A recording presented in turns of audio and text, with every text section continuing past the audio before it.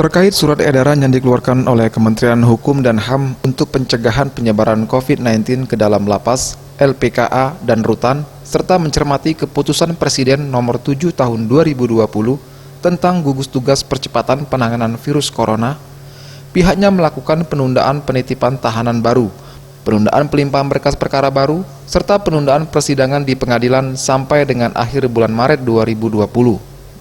Ketika ditemui di kantor Kemenkumham, Kabag Humas dan Program Kemenkumham Kanwil Sumatera Selatan Gunawan menyampaikan bahwa pihaknya sudah berkoordinasi dengan pihak terkait dan menghimbau kepada pihak penegak hukum lainnya tentang penundaan penitipan tahanan baru, penundaan pelimpahan berkas perkara baru, dan penundaan persidangan di pengadilan.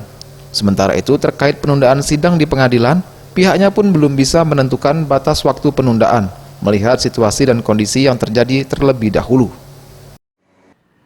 Memang Kepala Kantor Wilayah Kementerian Hukum dan HAM Sumatera Selatan telah menyampaikan surat edaran kepada Kejaksaan, kemudian yang ditujukan kepada Kejaksaan, ke Kepolisian, kemudian ke Pengadilan.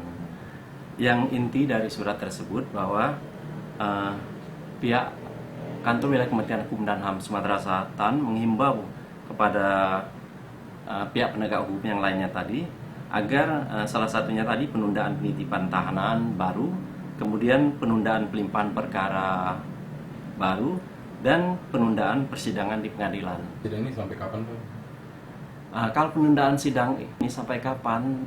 Sekarang ini baik di pusat, Direktorat Jenderal Pemasyarakatan juga memang sedang memberikan arahan ini melihat kondisi.